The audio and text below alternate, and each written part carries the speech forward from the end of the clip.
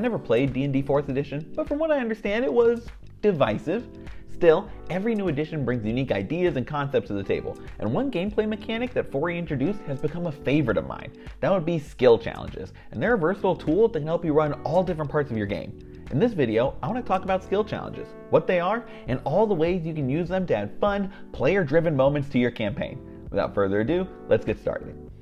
A skill challenge involves the DM setting some sort of obstacle in front of the players, and then the party getting creative and working together to solve it. Each player takes turns describing how they want to assist in getting past the roadblock, and then the DM has to make a skill check appropriate for whatever they ask to do. There's a set DC for the challenge, and that player either succeeds if they can beat it, or fails if they fall short. But beating the challenge is a team effort. If the group can get 3 successes before they hit 3 failures, then they beat whatever obstacle was thrown down, and vice versa if they failed 3 times first. That's it. Skill challenges are simple, but offer your players the freedom to choose how they tackle challenges and get creative with their solutions. Besides being fun with the party, they are truly a DM's best friend. There are so many ways you can use these in your campaign to take something that would otherwise be boring or complex to run, and instead let your players run wild in a very easy system. Let me give you some examples of how skill challenges can transform different aspects of your games to be even better than before. Some are ways I've used in my own games, while others are scenarios where I wish I'd used a skill challenge now that I have hindsight. In D&D, the party will need to get from point A to point B a lot over the course of a campaign. Travel is one of the more maligned parts of the game, and there are lots of ways you can make it more interesting at the table. Skill challenges are one of the easiest. The classic example would be navigating obstacles on the road.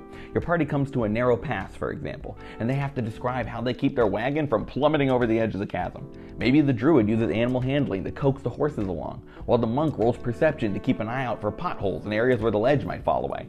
Adding even a single skill challenge can make travel more memorable without becoming overbearing. What about trekking through the wilderness when there's no road for the party to follow? You could just have someone roll survival and call it a day.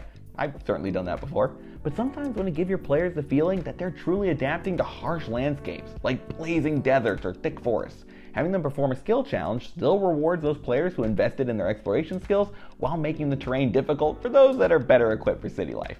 Even traveling long distances by way of boat, caravan, or flying ship can be made better by tossing in a skill challenge. One of my favorites is having a storm roll in, especially on the high seas. As thunder and lightning crash around them, your players might choose to bark orders at the crew's persuasion, man the sails using their athletics, or grab the helm and try to steer them to safety with perception. Next time your party's hitting the road, throw a skill challenge their way. Much better than a random encounter. Quick, how do you run chases in D&D? I've always found the rules listed in the Dungeon Master's Guide to be pretty clunky. For something that's supposed to be fast-paced and exciting, rolling initiative, encouraging mostly the dash action, and then figuring out obstacles or escape factors just feels too slow. A skill challenge requires way less rules and lets your players interact with the environment and their pursuer or target in much more interesting ways. They can still try to dash forward or cast spells. You don't want to limit their options, but now they have all of their skills available to them in a pinch. Acrobatics to leap over food stalls, intimidation to get a crowd to part. And if they do cast something like hold person that ends the chase, you just call off the challenge early. Much simpler, more fun. Sometimes you want combat without everything that comes with combat. Yes, you should roll initiative if your players are fighting a band of goblins, but what about a low-stakes bar fight or a wrestling match at the local dojo? Instead of going through the motions of running a full-on fight for something simple, using a skill challenge will not just be easier, but will give your players more variety. Want to play some tunes on your lute to inspire the barbarian as she's tossing bar stools around? Sure. Think you can grab some sand and toss it into your fellow gladiator's eyes for a sneaky advantage? Roll sleight of hand. Not every battle should be a skill challenge, but having a few that run differently from your average combat isn't a bad idea. On the other end of the spectrum, it can be very tough to run epic battles, when entire armies are clashing and cities are under siege. How do you keep track of your players and what they're up to? You can find rules for controlling armies and running major combat encounters, but personally, one of my favorite ways to get my players involved in massive battles is through skill challenges. Instead of tracking enemy HP and worrying about where exactly my players are at any given time, mixing in skill challenges with other objectives gives my party the freedom to influence the battle however they see fit. That could be through casting powerful spells like Meteor Swarm or Earthquake, and rolling a check with their spellcasting modifier to see how effective it is. They can still be on the front lines hacking and slashing through enemies, but now it can be as easy as rolling an athletics check and describing the carnage. It also opens up more tactical options for your party to assist. Maybe they want to play the role of a commander, inspiring troops with persuasion, or smartly shifting their units to counter the enemy's strategy with their investigation. You can even string multiple skill challenges together, using them to dictate how the overall battle is going, while saving actual combat for smaller scenarios, like when your party needs to break down a guarded gate or defeat the enemy's main general. Epic battles can be even more exciting and engaging, all by giving your players control of their role on the battlefield.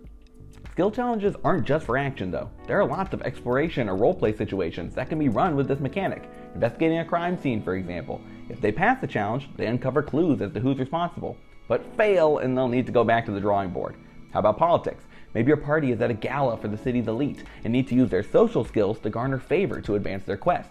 You can even use skill challenges to simulate games like poker. Instead of dealing out cards and literally playing the game, they could use deception to bluff, insight to read their opponents, and perception to look for different tells.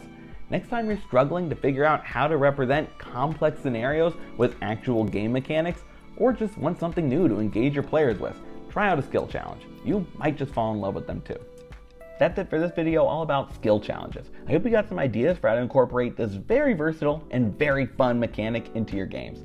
Thank you so much for watching, and if you enjoyed the video, leaving a like is always appreciated. If you want to see more, consider subscribing to the Bard's College. I make videos like this one about D&D, DMing, and everything in between, so there's always more to see. But for now, good luck, and remember, crit your players.